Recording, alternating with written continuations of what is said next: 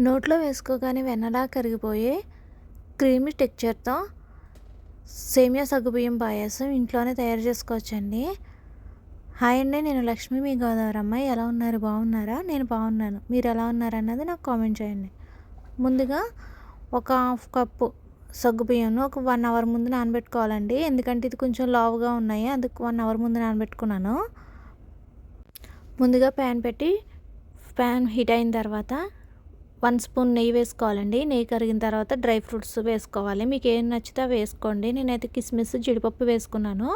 ఇవి golden colour వచ్చేంత వరకు ఫ్రై చేసుకుని అవి తీసి పక్కన పెట్టుకోవాలి. అదే ప్యాన్లో కొద్దిగా గీ వేసుకుని సేమియా పుల్లలు వేసుకుని ఫ్రై చేసుకోవాలండి. అంటే మా సైడ్ అలాగే అంటారు, మీ సైడ్ ఏమంటారు అన్నది నాకు కామెంట్ చేయండి. అవి కూడా కలర్ చేంజ్ అయ్యేంత వరకు ఫ్రై చేసుకుని పక్కన పెట్టుకోవాలి. మనం ఏ దబరాలు అయితే చేద్దాం అనుకుంటున్నామో ఆ దబరాలో మనం ఎంత క్వాంటిటీలో సగ్గుబియ్యం తీసుకున్నామో దానికి 3 టైమ్స్ మోర్ వాటర్ వేసుకోవాలండి. నేను 1 కప్పు సగ్గుబియ్యం తీసుకున్నాను కాబట్టి 3 కప్పులు నీళ్ళు వేసుకున్నాను.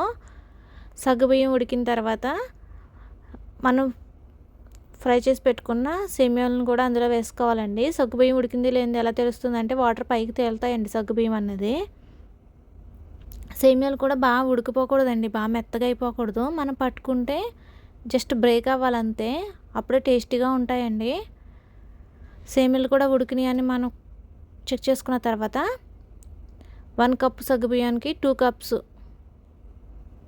మిల్క్ అన్నది యాడ్ చేసుకోవాలండి. మీకు ఇంకా కావాలంటే 3 కప్స్ కూడా యూస్ చేసుకోవచ్చు. మిల్క్ బాయిల్ అవుతుంది అనిపించుకుని మనం ఫ్రై చేసి పెట్టుకున్న డ్రై ఫ్రూట్స్ని కూడా అందులో వేసి కలుపుకోవాలి. ఒక 5 మినిట్స్ ఉడికిన తర్వాత 1 కప్పు షుగర్ వేసుకోవాలండి. షుగర్ వేసిన 5 మినిట్స్ అలా ఉడకనివ్వాలండి. మధ్య మధ్యలో తిప్పుతూ ఉండాలి, లేదంటే అడుగంటేస్తుంది. ఇలా ఉడికిన తర్వాత 1/2 స్పూన్ యాలకుల పొడి వేసుకోవాలండి. యాలకుల పొడి వేసుకున్న తర్వాత ఒకసారి బాగా కలుపుకోవాలి. మీకు దగ్గర సాఫ్రాన్ ఉంటే సాఫ్రాన్ కూడా వేసుకోండి. సాఫ్రాన్ వేయడం వల్ల కలర్ బాగుంటుంది, అలాగే టేస్ట్ కూడా బాగుంటుందండి. నా దగ్గర కుంకుమ పువ్వు ఉంది కాబట్టి వేసుకుంటున్నానండి. అది వేయడం వల్ల మంచి టేస్ట్తో పాటు మంచి కలర్ కూడా యాడ్ అవుతుంది. ఒక కుంకుమ పువ్వు వేసిన తర్వాత కూడా ఒక 10 మినిట్స్ అలా కుక్ అవనివ్వాలి.